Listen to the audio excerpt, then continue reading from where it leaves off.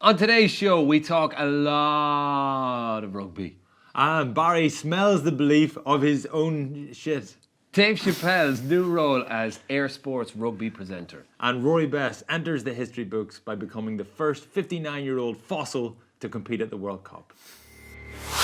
Joe presents Baz and Andrew's House of Rugby, together with Guinness. Hello and you're very welcome to Baz and Andrew's House of Rugby here on Joe together with Guinness. Well, it's the game we've been all waiting for 2.5 years. We've been waiting for this game. 2.5 years listening to people talking wallop about predictions or whether Ireland would win, who would play, who wouldn't play. And it came and it went so fast, but I don't think you'll find an Irish person on the planet that won't be delighted with Ireland's 27-3 win over Scotland in Yoko Ono this morning. I was just checking if you were listening. I was listening. You're listening. I'm listening. John Lennon would be proud. So straight in, no kissing, lads. Chat about rugby straight away. No, actually, there was an abundance. There was an abundance of games, but there was also an abundance of punditry over the weekend. Fla, you were doing a bit of air sport. Is that your debut? Yeah. You must have had a long day, man. Does it feel like yesterday? Yeah. Yesterday. I went to You bed. look like you've had a long day, have you? I look tired. No, you look fine. It was 5 a.m. up this morning into the studio for 6. We did the Ireland, Scotland, and then England and Tonga. What's it like during the match when you're off camera? Like, you just abusing each other and having like and like getting real rowdy, like, or is it very much? Which mean like elbowing each other and stuff like that. Yeah. Chugging Joe pillows around the studio. No, I was pretty. Everyone has a role. Yeah. So like Darce is calling in everything that he sees, or we'd say Darce is in charge of calling stuff in. So he's on a microphone, and we might say, So you all are watching on one big screen. yeah. So we're watching it, and then, well, there's a couple of different screens, but you watch it whichever one you want, and then you'd say, "Oh, Darce, will you take a look at that?" Just so they collate the clips all the way through the game, instead of having to go back and find them, and then it means then that, like, if off a line out or a scrum, I could go over and watch some of the footage just to double check while the other lads are keeping an eye on the game, and then you could say, "That's good, we might keep an eye on that." And player watching through the game is very good, very professional. It's changed then since I was last on. I was only on once against Italy in Chicago in the studio, and while the game's going on, we were just having Thai food. Well, we had food, but you got to watch the game as well. Yeah, well, there was none of us were really watching the game at the time. Yeah. Oh well. I also enjoyed watching the RTE footage. Jamie Heaslip just kind of throwing his eyes up to heaven every time he does something. I imagine when they're off bit of camera, beef. There's beef there. they're off camera, like the Jamie's just like sticking his fingers in his ears, just like throwing pies at him or something. Ferris was winding it up, was he? Yeah, a little bit. Come on, Ferris. Yeah, it was so weird, man. It was the tension. You could cut it with a knife. Yeah. I was ITV. Yeah. Myself, I was Yeah. watching, and I found it very enjoyable. Before the game, they went to O'Connell and Jim Hamilton, and they were doing the whole Japanese thing, so they were both shoeless, and it looked like they had set up like a dojo. So I was just imagining they should have done it in like karate outfits. Oh yeah. And O'Connell's like, catching flies with chopsticks. What did they do there? They did like line-out rehearsals, and Hamilton. O'Connell. I can't remember what O'Connell's point was. Hamilton nailed it though, because he said that Scotland were gonna mark up 3 and 5, and then they were gonna give them 1, like jump at the front. Is that what you call it? Yeah. Jump at the front, and then they were gonna drive them 45 degrees, like towards the touchline. Yeah. Which is exactly what they tried to do, but then Ireland still got the try. Yeah. So Hamilton nailed it, to be fair. Yeah. Not a great plan. They didn't work. It didn't work out well for them, but yeah. But anyway, and then they did. So they brought in a few props, a few youngsters. They do that on BT, and they were like pushing them around to make sure they do. Don't cock up my point. And then at the end, then they did like a fun one with O'Connell and Hamilton, like just competing for it together. And it was kind of that awkward moment where they don't know how hard to compete. Are we actually being competitive here? Are we having a bit of fun? But yeah. Did you see Dunners and Seamus the wrestler doing. No. They did something for, I don't know who it was for, but they were in a dojo in like nappies, sumo wrestling each other.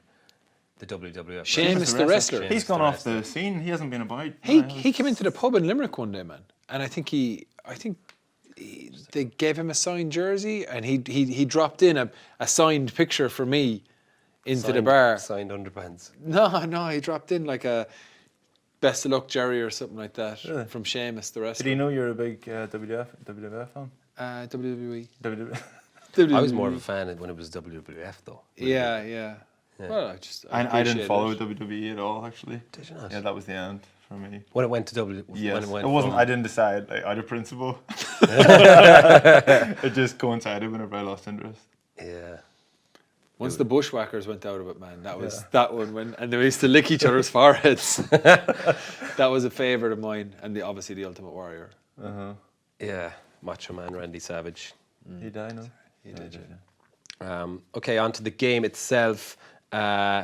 Fear going into it was that our platform wouldn't work, our set pieces, our scrums, our starter plays might be under pressure, yada yada. Not our fear. Not our fear. As we said on Wednesday night, our live show, we knew this was Ireland were going to win. We knew they were going to win the World Cup. But was that the dream start for the Irish team? Like that first 10 minutes was pretty flawless, wasn't it? Yeah. I thought in terms of ticking all the boxes that you wanted them to from a first game, and sort of any of the areas that there was question marks around, they answered all those questions. They did really, really well. I thought Rory had a great game. I thought James Ryan, Ian Henderson, CJ, Josh van der Fleer all played really, really well. And the set piece, the base that they got from the set piece, their scrum was really, really strong. I made the point on air Sport that I'd watched the previous two Scottish games against Georgia, and Georgia just kicked the shit out of their scrum. Georgia won so many scrum penalties against them, and I would say then that the Scottish were probably quite fearful of the power of the Irish scrum. And if you saw then for Tyg Furlong's try, like CJ actually detaches from the scrum. But the Scottish flankers, Hamish Watson, John Barkley, are scrummaging so hard. They're so intent on giving everything to their props that CJ just breaks, and they're slow to get to him. Instead of pushing out and working laterally to try and force CJ back inside, CJ gets a great momentum carry and then a couple more carries and Ireland score. And I think set piece wise, Ireland had 12 lineouts. They won all 12. The second half, some of the delivery dropped off a little bit with conditions, but by and large, they scored a maul try. They scored. They got a penalty advantage off the previous maul. They got real good returns. They got a couple of penalties from scrum and a free kick as well. You know, and even that Stockdale break down the left. Again, they're all examples of the Scottish having to respect the Irish scrum first, and then Ireland just being able to work around that then. Back three then, Trimby, your expertise. Obviously, we had a concern going into it with inexperience. Back three of Larmour, Stockdale, and Conway, but Larmour, Jesus. Larmour did well. I think they did try and go after. Sorry, who? Lamour. I was saying his name on TV today. I was like, Jordan. Oh, fuck it. Jordan Larmour. Lamour. Lamour went well. I think they did try and go after him, but they weren't I don't think they were structured enough about it. I don't think they isolated it enough, or I don't think they executed it correctly. I don't know if you noticed, but I don't think there was a single high ball that was competed for that was actually caught cleanly. From anyone. anyone. There was very few really, really impressive kind of clean takes. Ireland's fielding was a bit poor. Like Stockdale and Conway both dropped one, and Murray dropped one. It was a weird one. You can understand. Other than that, I think the first 20 minutes were like maybe the first minute or so was a bit loose, but like the kick-off receipt was brilliant. James Ryan, yeah. James, the line-outs were great. Murray contributed massively to Murray's the kicking game. was Ridiculous. Yeah. Some of them, the box kicks were good, yes, but his kicking to touch and his exits were unbelievable. He was back to his best, I thought. And a huge squad effort as well, obviously, with the amount of players that had to come on off the bench and losing Aki early and losing Pete. Van der Fleer and then Pete, obviously shows the importance of having that. I said the other night 32-man squad, but it's only a 31-man squad, isn't it? I know, even when we were rehearsing it, You said asshole. it. Maybe. How is there 32 men in a team, 32 counties in Ireland? I know, but I was going, you're better off not knowing that there's a squad of 32 than thinking there's 31 counties. The lesser of two evils.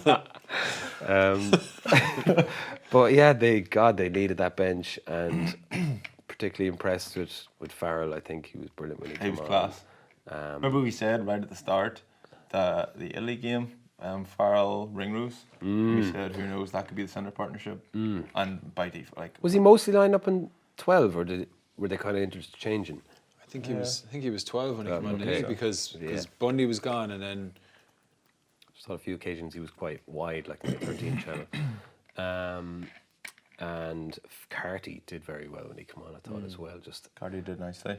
like that's what the game needed, I think, at that time, was just something to break it up, a few little dinks, and someone to try something. varied things well, didn't he? Like we were, I can't say we were lucky because we played well. I was saying it was fortunate that we played so well in the first half and got 16 points ahead going in at half time, and then the weather kicked off then in the second half, and it was just so much easier to play a pressure game then and just keep pinging the ball back onto the Scots and forcing them to play, and then just Ireland's kick chase line was good. And I think you're right at the start. You could see that Finn Russell and Laidlaw were trying to test the back three a little bit, but they were never really doing it off the front foot. So like it would just be like Jordan Lemour would just be sitting there and he'd be able to read the flight of the ball, as opposed to being up to trying to defend. Getting higher up the field to defend. In the fact, run I think play. that probably suited Jordan more. Because he got a couple of early touches. He would have been nervous, got a couple of early touches, used a bit of footwork, made a little bit of a break, first 5 or 10 minutes up the left-hand side. I think that would have settled him. Probably played into his hands. Despite that, Scotland not having much of a platform and stuff, they still asked a few questions at times, and they exposed a few kinks in the Irish defence. Would you have any concerns from any, like that? When I think my biggest concern was the scrum after 19-20 minutes, just before Aki went off. I think he actually shot out of the line again, like he was doing against England, took himself out of the game, and it seemed to be that they were all going for this. Yeah, it looked more run. organised. It didn't look like it was his decision. Did he hit I Russell? He hit Russell, yeah. And again, similar to what happened against England, like I think they can all get out one more player. He can get out one, and it kind of means the Stockdale can stay wider. Like, because Stockdale is actually trying to hit Maitland, who's the blind winger. So Stockdale's the open winger, and he's trying to get up so fast that he can hit Maitland. Only for Maitland's poor skill set to get the ball onto Hogg, it would have been the same thing that happened in Twickenham. So that would be a major concern, because it seems to be a part of their. It's a major concern. When we had the conversation, we were watching one of the games. I'm not sure what game we were watching, and you made the point. Like, we were like, look, they're trying to go pass. You said, yeah, but if that last pass sticks, that's a try. But how often do you see it stick, you know? Like, when teams are going to bring line speed like that. It's risk reward. Like, nine times out of 10, most defences will be able to shut that down when you're trying to get all the way to the edge. Such poor pass from Maitland. Like, yeah. England, South Africa, New Zealand will make that pass. New Zealand will make that pass. Yeah. I definitely think South Africa will make that pass. England maybe. I think Fla makes a good point. If you keep putting them under pressure, like if that happens 8-9 times, they might get it away once. But generally, if you're organised, if you're all on the same page, you make it very, very difficult for them to execute that one. And then, as you say, you get the reward. The one, are we talking about the same one? Might have been Bundy's shot. The ball hit the deck. Conway hoofed it. No, this one they actually end up Hogg caught it, gave it to Seymour. Seymour broke down the right, and they end up getting the penalty. The only score they got in the game was off this. They got the penalty from it. So it's the one area where I think we probably are a little bit off still, because that left-hand scrum, again, it's one of the hardest positions in the field to defend. So why they're putting themselves under so much pressure and leaving themselves so exposed is my only question. But look, let's not get too concerned. I thought Scotland the Scottish, the way they launched, like for that one that you're on about, where Conway had the kick through in the foot race. Yeah. Like Scotland won the ball in the line out. They came down like and it's like a dummy maul where you look like you're packing them all, and then one of the loose forwards, in this case it was McNally, breaks out and plays the pass. But you generally need to get some sort of momentum here. You need to get the opposition. They have to go, oh shit, it's a maul, and commit to defending it. And that's then when you tighten them and then you bounce out. Mm-hmm. But McNally came in. I think they almost probably went back a step, and McNally then just ran across the field and threw that pass. It was so easy for the Irish defenders. The Irish defenders are front foot loaded, ready to go. The minute they see McNally going across the field passing, they're all shooting up. It's such a hard defence to work against there, because they haven't set them down in any way. And then it was that foot race between Conway and Hogg. But I thought some of the Scottish decision making, a combination of poor Scottish decision making from with their launches and good Irish D and good Irish contesting. Good old-fashioned Irish D. Good old Irish D. Speaking of old, how much was Rory Best mentioned how old you was? Yeah. I was expecting to have a pair of slippers on the sideline when he comes off. They mentioned that on ATV. Did they? Get to the sideline for your slippers. Your slippers, yeah. By the end of it, I would say it was just like, all right. They're bringing him on Werder's Originals. He was there at the scrums with a tartan blanket around his legs. Do you know, you always have like a sick relative who like sits in the corner in a sitting room like this. Hey, how are you, Andrew? And you like come in and they've got like these boiled sweets. You're like, oh, I don't want to. He's shouting the line-out calls, and he's like, what? What? Jesus Christ, going right over them. Second half was obviously different conditions. The weather had a bit of a storm, figuratively and literally. Is that right? And metaphorically. Metaphorically. No, I don't know. It was raining. And also Scotland got a little bit back into the game, but I think It was game over. Yeah, wasn't it? Conway's try probably one of the brightest parts of that half. Like, to go up for that ball, as you said, no one was taking balls cleanly, but he was the one that competed for it, and then straight onto his feet into the back on his wing and scored. It's that cheating we've talked about in the past. If you're not going to catch it, if they're not going to catch it, I'm not going to catch it either. I'm just going to get in the way. It was Ryan. Was it Ryan Wilson? It was Ryan Wilson. Yeah. Don't know why he was back there at the time. Here's one that I couldn't understand, man. Is like when Hamish Watson went on, they brought on Fraser Brown. They brought on their sub hooker rather than bringing on Blade Thompson. And they was packing down the side of the scrum. I was like, why have they brought their sub-hooker on, man? And they had Blade Thompson there. Now, Blade Thompson, I thought, played well for them in the warm-up games. I was surprised he didn't start ahead of Ryan Wilson. Yeah. Ryan Wilson's obviously... They love Ryan Wilson, yeah, don't they? He's not like he's... Gregor Townsend loves him. Super... He is very confrontational, and he fits the mould of what they want, and he's a good liner operator. He disrupts well. But I thought Blade Thompson was really good. But when they lose Hamish Watson, then bring on their sub-hooker, that didn't make any sense to me. Yeah. Looking ahead then, anyone there in that squad that you think, like, let's say Conway, did he put up his hand, or did Larmer put up their hand? I think they did well. Yeah. I think with Earlsey and Kearney to come back in. I mean, two of them were brilliant. We might have issues next week. Well, first of all, in the centre though, Bundy Akey it was concussion, wasn't it? Yeah. So the return to play protocol, losing a day makes it difficult, doesn't it? Or does it make it impossible? Or can he get I'm not 100% cleared the morning of? I know like losing a day is really significant in that process. You can get cleared, but he has to be officially cleared the morning of the game. And I don't think Joe will do that, especially the way Farrell went. If Earlsey's fit, Joe loves Earlsey. Yeah. I don't think he'll look anywhere else, even though Conway went brilliantly. And probably same with Carney. Yeah, well, the good thing is that, like, I suppose from Jordan Lamore's point of view, is that, like, I don't think it's not that he had not that he hadn't delivered on a test stage at 15. It's just there was question marks. People didn't know, and I thought he played really well. I thought Conway played really well as well. So when the second tier lads that probably aren't considered bolt-on starters by Joe, when they're starting to play really well, it bodes well because it starts pushing performance all the time. So Rob and Earlsey, when they come in, will be under the pump to play well. The same as, I think, if you look at how well Kilcoyne have been playing, like Scanlon been playing well, and you know Andrew Porter playing well. Like I thought the Irish front row had a really big performance. You know, Yeah, they were so really effective. they'll not make any changes apart from the guys that have come in there, will they? Because it's a tight turnaround. Who knows? I don't know. I don't know really. Most of like, the guys got rested though, is what I'm saying. So Tig went off, Keane went off early, Murray, Sexton all went off early, Hendy went off early. All are big key players in key positions. Yeah. Got an extra 10 minutes rest.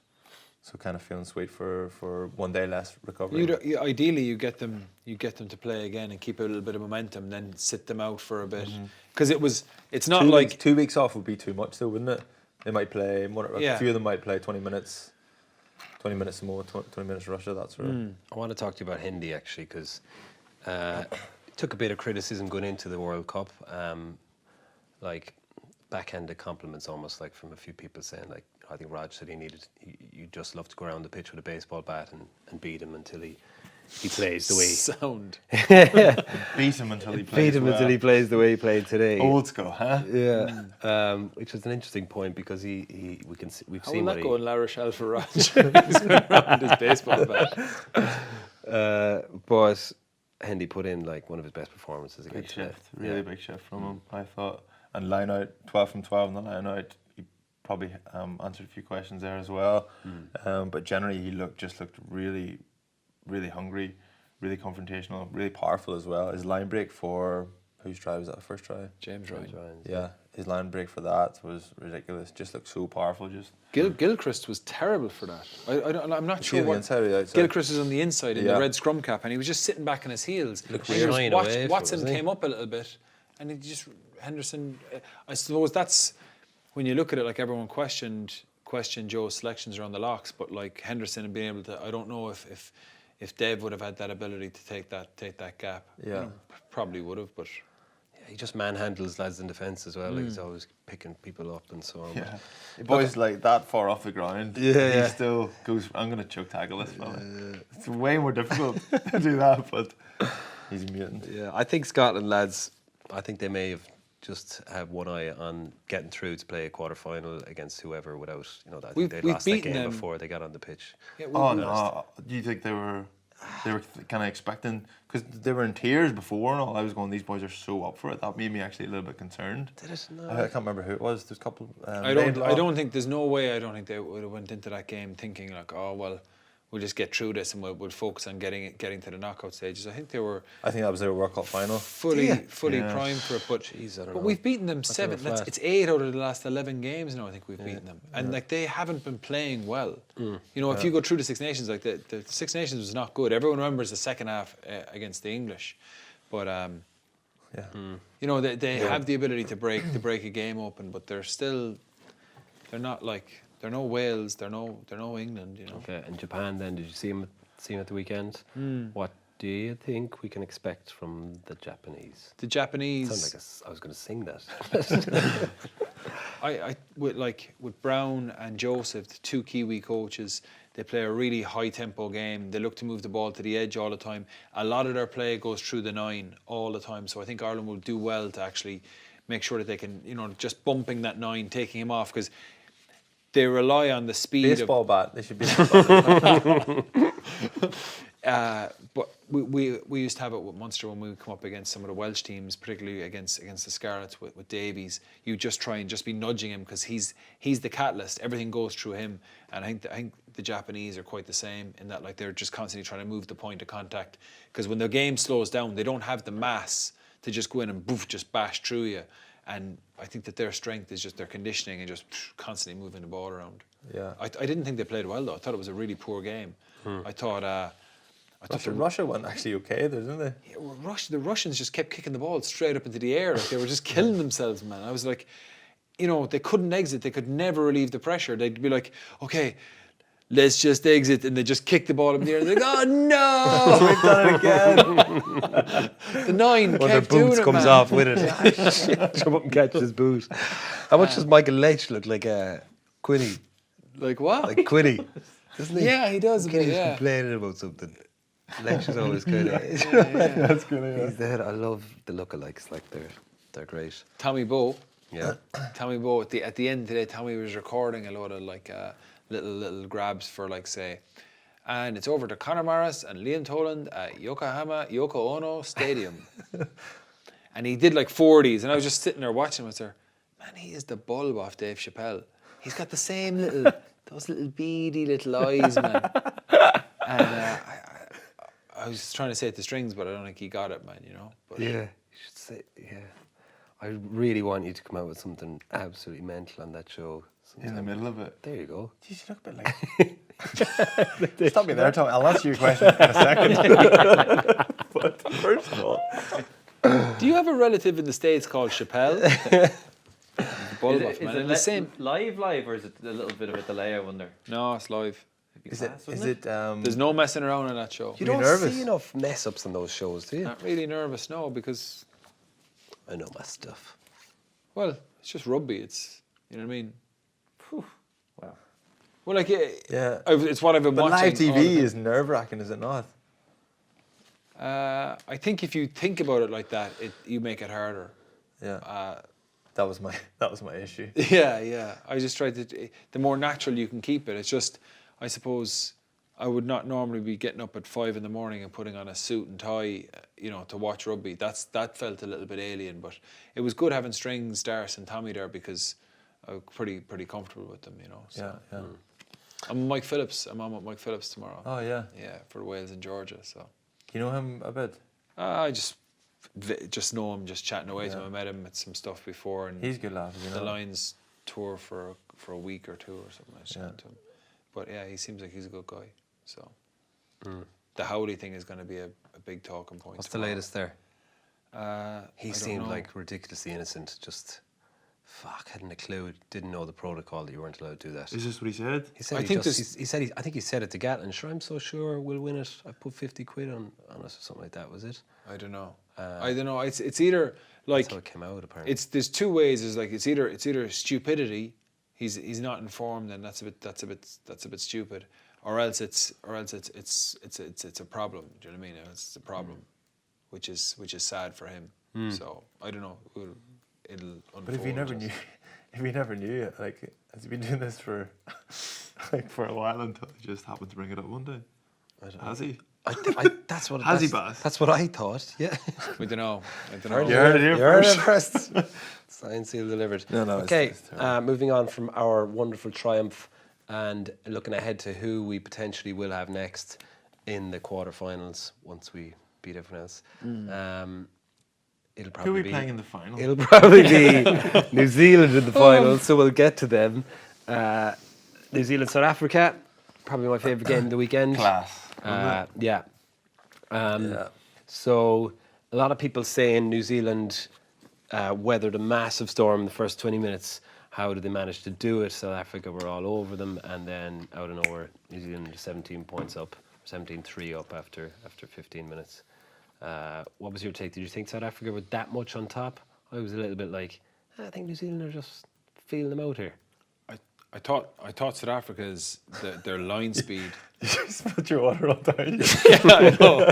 I was waiting for it to slide me for it. But, I thought South African line speed was awesome, and I thought the pressure they were putting at the breakdown, man. They were going in trying to blow breakdowns apart, man. It was really impressive. They were spending a huge amount of energy, but I thought the South African attack was really, really poor in the first half. So when New Zealand exited, South Africa just didn't ask any questions of them, and I think eventually, you know, that's how clinical New Zealand are. That even though it seemed frantic to me, you know, really, really frantic, and then boom, 17-0. Is that them putting too much emphasis on their defence then, and not? No, You know, I think everyone's going like, their defence, how do you win against this rush defence? And then they're like, yeah, they believe that the smell of their own shit, and they're like, yeah, this is unbelievable, but they don't believe the say that to me smell again. of their own. They believe it. As in, I believe don't it's believe great. this. That smells believable.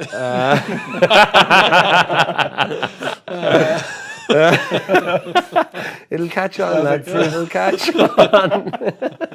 That guy really believes his of his own shit.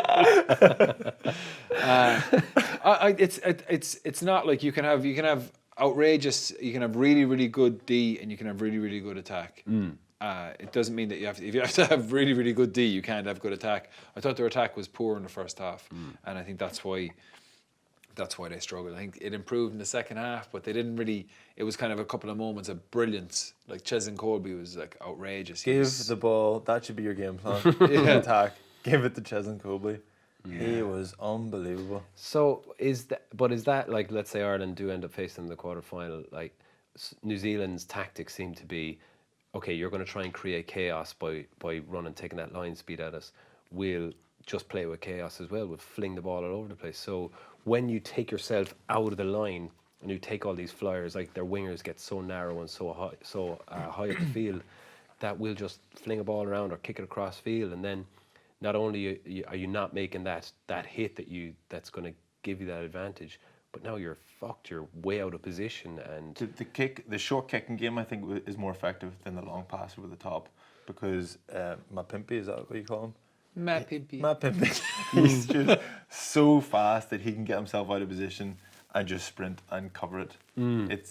It's almost like they caught them on both though. They caught them with the 2 crossfield kicks. But and then they caught them with for Bridges' second try, or for Scott Barrett's try, where if you watch that back, Flef de Klerk comes haring out of the line on the first phase. He was throwing his way around, wasn't he? But he puts them under pressure, and they I think Barrett just pops off a short pass, but then he expends so much energy that for the next phase he's fucked, and he just kind of walks. And if you're in the line with him, you're expecting him to come with you in the defensive line every time, and he just drops off because he's just sprinted 20 metres. Yeah, oh, really? And then that's where the break happens. You know, the way Anton Leonard-Brown comes running back inside, and there's no Hunt on the inside, and then you see Flef de Klerk just kind of walking in the middle of the field, and Scott Barrett just waltzes in. Yeah, that's a good bit of analysis there. Yeah, you're right. You're right in terms of like. And I think Joe will have prepared for it, in that more and more teams are focusing on bringing line speed. And the South African wingers, you're right, Mapimpi and Colby come in really. They're so athletic that they can get really high up the field and come in as well.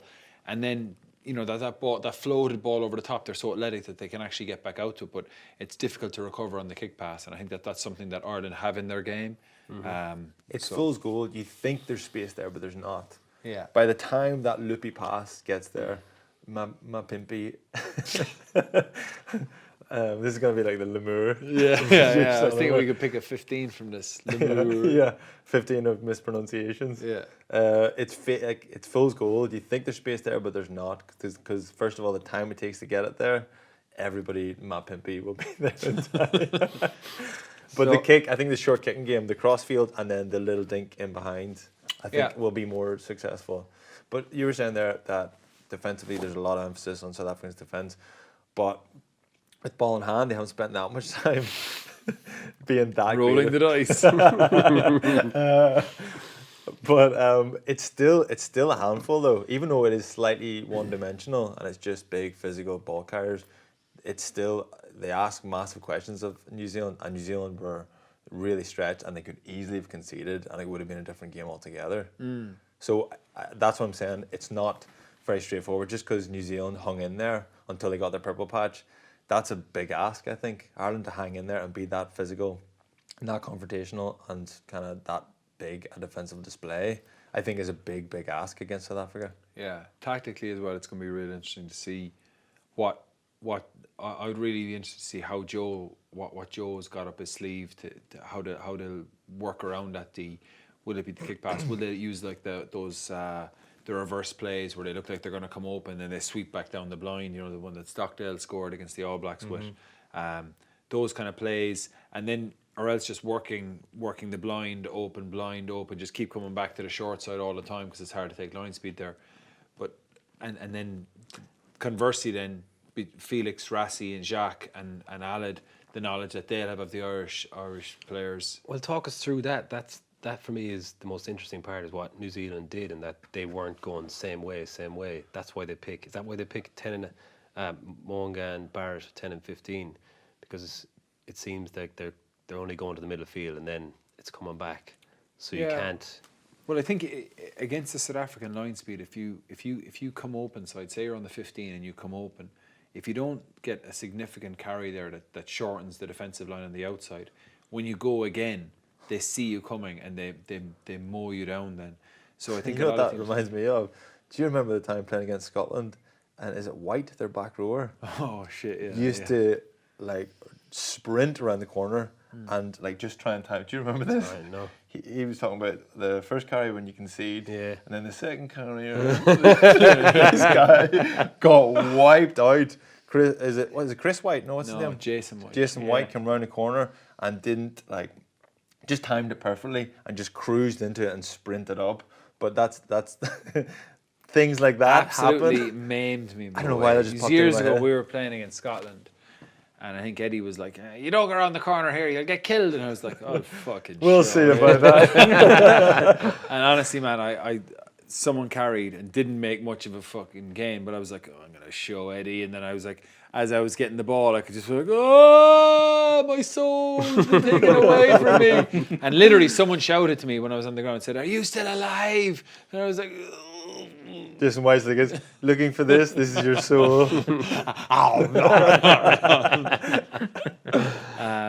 Yeah, but the idea is, sorry, Trimby interrupted us talking beans, is that you can keep coming back to the short side and you can keep, like, if you can get a one-on-one there, because teams can't take line speed. Okay. So the idea of having two playmakers, like a 10 and 15 or a 10 and a 12 and splitting them, just allows you to have two proper first receivers either side of the ruck, and you can keep playing, and just it's almost like an army pattern going up. And then if you do go open, and if you do shorten the line, then you can go and launch. But it allows you as well when you've got, like, I think Ardi Servia was awesome in the game, and I think when you've got players like that, it means you can still keep a pretty stacked back line on the open side. You can come back with, a couple of forwards and a back, or a winger and one forward, and they can still Normally a one-on-one kind of tackle or it's something. basically a one-on-one because you don't have, like, when you're operating on the open side, when you're bringing line speed, you've got a chain defense around you. You're connected either side, but on the short side you can't. You can't bring that line speed. So that's it's a place where you get real easy momentum. Yeah, Sevilla. I think he'd be man of the tournament, player of the tournament. If he keeps going the way he is. Man of the tournament. He believes the smell of his own shit. He's the man of the tournament. I hate the way some players or some pundits go player of the match. It's like, fuck, I just did that, didn't I?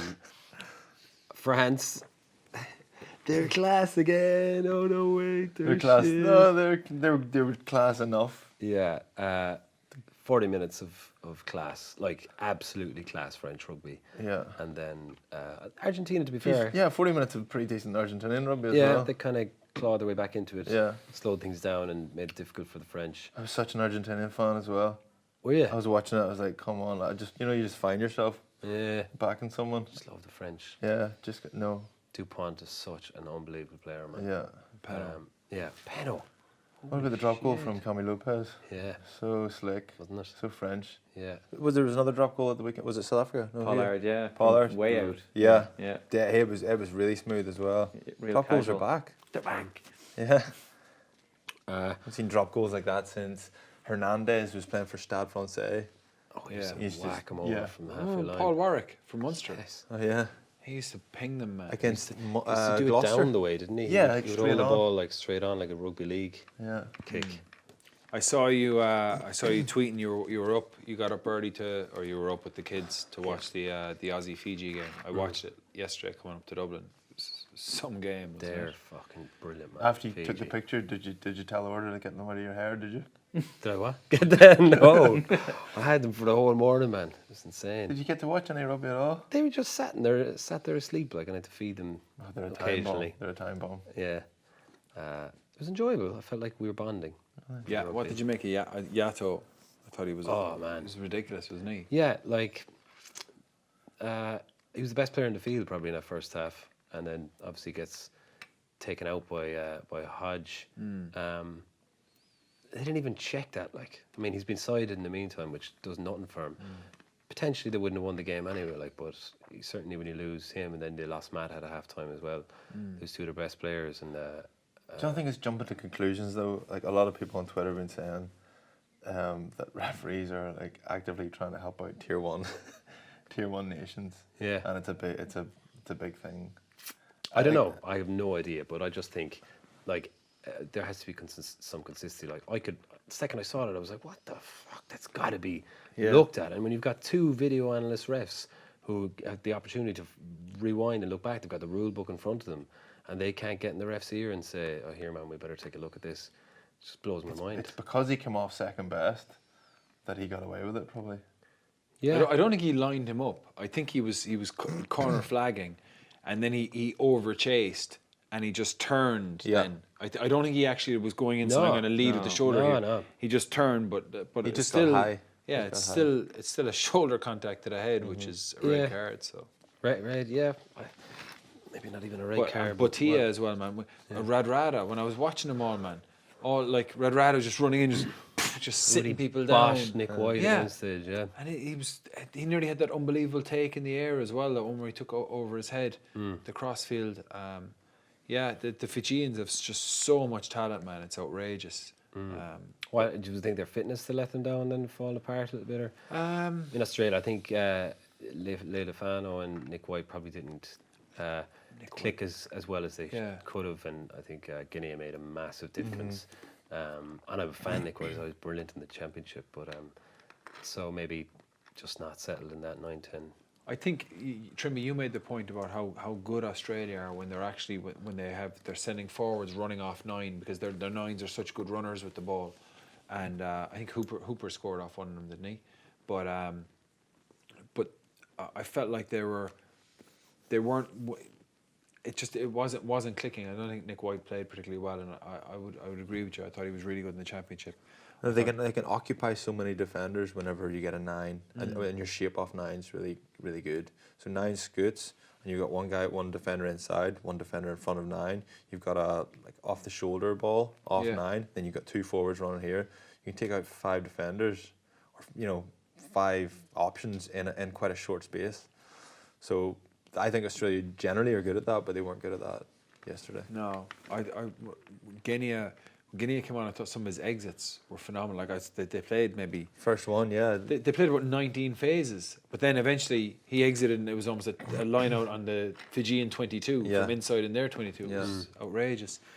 They're blessed, man, to have Guinea and White. If you'd asked me a few years ago, I never would have thought Will Guinea wouldn't be starting for them, wouldn't be the bolt-on starter. But they've good depth there. I think Leilefano is probably.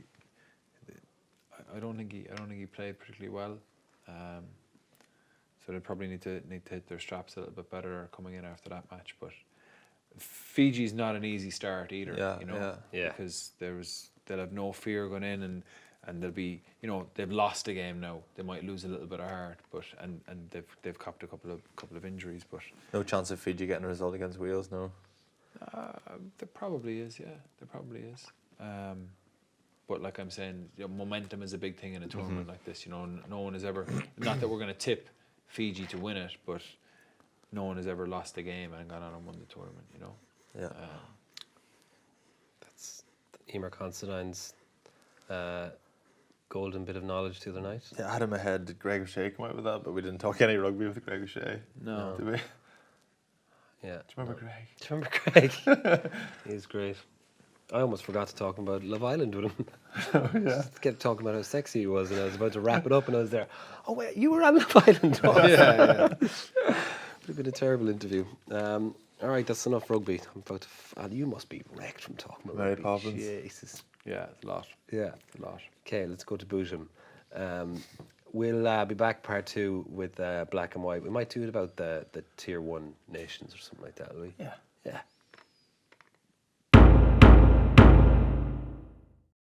Okay, it's time for Black and White, lads. Yes. Everyone knows a pint of Guinness is the perfect opportunity to bring friends together. Fact. But On this occasion. on this occasion, this House of Rugby statement might tear the House of Rugby apart.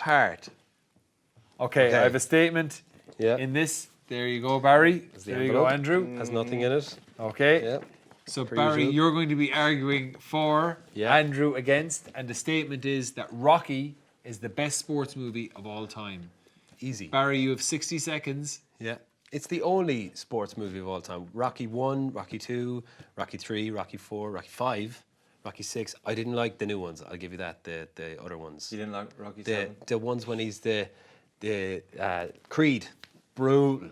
But Rocky, like one of the most quotable films of all time, and it's a sport film. Like Adrian, Rocky, Rocky, you mug, you goddamn mug, or whatever. Mickey, the Rocky, and then like it's the most inspirational music. Dun, dun, dun, dun. When you 20 think of seconds. sport Dun, dun, and film, dun.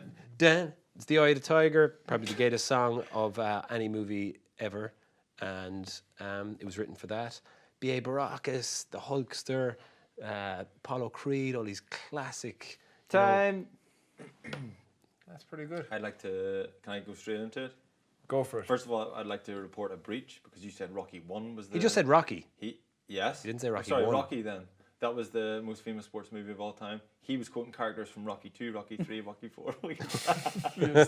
Anyway, Rocky was nowhere near as iconic as Happy Gilmore. Have you ever seen someone prior to Happy Gilmore, anyone run up to hit a golf ball? No, because it didn't happen because Happy Gilmore changed the sport. Have you ever seen anyone do that since? It happens regularly. No, I don't. And driving ranges and so on. Also, it's 30 more seconds. quotable than Rocky, and it's more inspirational. He came from nothing. This guy was a Rocky was a this bum. guy- You're he a was- bum. He was an ice hockey dropout. He didn't even make the squad. And then next minute, he went to the batting cage, got hit in the chest a few times by baseballs. Next thing, he was a bad role model. a golfer, and he Bad wins role the model. Masters. He wins money for his mother, for his granny. Yeah, he's dead. She's Time. Time. Please. Just give it. I need this. I'm going to give this one to Barry based on his desperation because I'm afraid what he'll do if I don't give it to him. So you have the sweet smell of Of Barry's. defeat. Of flour working for 12 I hours. believe the talking smell of rugby. defeat. Very good. We're at 5-3 to Andrew. Okay, that's okay. I'll have a chance to win one back on Thursday in our bonus episode this week, where we'll be coming to discuss Ireland's team going into the Japanese game on Saturday. Okay. Saturday. So we'll see you on Thursday.